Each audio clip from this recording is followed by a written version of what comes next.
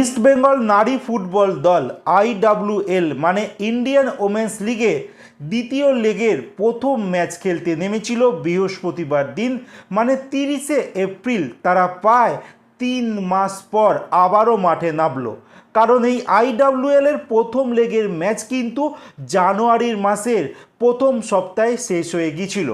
সেখানে ইস্ট বেঙ্গলের নারী ফুটবল দল 8টা দলের এই লিগে 7টি ম্যাচে 7টিতেই তারা কিন্তু জয়লাভ পেয়েছিল, মানে 7 ম্যাচে 21 পয়েন্ট তারা সংগ্রহ করেছিল।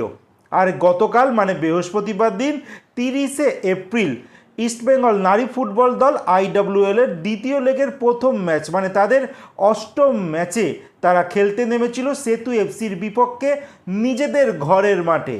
আর এই ম্যাচে প্রথমার্ধে গোল শূন্য থাকার পরও ইস্টবেঙ্গল আলটিমেট 64 মিনিটে ফাজিলা ইয়াকুতের গোলে একমাত্র করা তার গোলে 1-0 গোলে হারিয়ে দেয় সেতু FCকে। আর এই মুহূর্তে ইস্টবেঙ্গল 8 ম্যাচে 24 পয়েন্ট সংগ্রহ করেছে। তাদের কিন্তু এখনও 6টি ম্যাচ বাকি রয়েছে। এবার দেখা যাক এই 6টি ম্যাচে আগের ম্যাচগুলোর মতো রেজাল্ট হয় কি না। কিন্তু ইস্টবেঙ্গলের নারী ফুটবল দল যেমন পারফরমেন্স করছে সেখানে খুব অনায়াসেই এই দলগুলিকে ইস্টবেঙ্গল দল হারিয়ে দেবে। ইস্টবেঙ্গলের পরবর্তী ম্যাচ রয়েছে 3 তারিখ। কাদের বিপক্ষে তারা ম্যাচ খেলতে নামছে তার তো আপডেট দেব। তার আগে একবার তোমাদের বলে দেবো যে গতকাল ম্যাচে কি হয়েছিল। দেখো, প্রথম হাফে তো কোনো পক্ষই গোল করতে পারেনি, উল্টো দিকে সেতু FC কিন্তু দারুণ ফুটবল খেলছিল। কিন্তু ইস্টবেঙ্গলের কোচ অ্যান্থনি তিনি দ্বিতীয় হাফে কিন্তু কিছু পরিবর্তন করে, যেখানে সৌমিয়াকে নামায় আর সিল্কি দেবীকে নামায়। আর তারপরেই 64 মিনিটে সৌমিয়া তার একটা পাসে কিন্তু গোল করে দেয় ফাজিলা ইয়াকুত। তারপরে ইস্টবেঙ্গল দল 1-0-তে এগিয়ে যায়। আলটিমেট ম্যাচ শেষ অবধি কিন্তু এই স্কোর লাইন থাকে আর ইস্টবেঙ্গল 1-0 গোলে জয়লাভ পায়। আর ইস্টবেঙ্গলের এই বিদেশি খেলোয়াড় ফাজিলা ইয়াকুত তিনি কিন্তু ইতিমধ্যেই এই টুর্নামেন্টে এখনও অবধি 8টা ম্যাচ খেলেছে আর 13খানা গোল করে সর্বোচ্চ কিন্তু গোল স্কোরার হয়ে গেছে। আশা করা হচ্ছে আগামী ম্যাচগুলোতে এই ইয়াকুত কিন্তু আরও গোল হয়তো করবে। ইস্টবেঙ্গলের পরবর্তী ম্যাচ রয়েছে 3 মে মানে রবিবার দিনকে নিজেদের ঘরের মাঠে তারা মুখোমুখি হতে চলেছে গোকুলাম কেরালা FC'র সঙ্গে।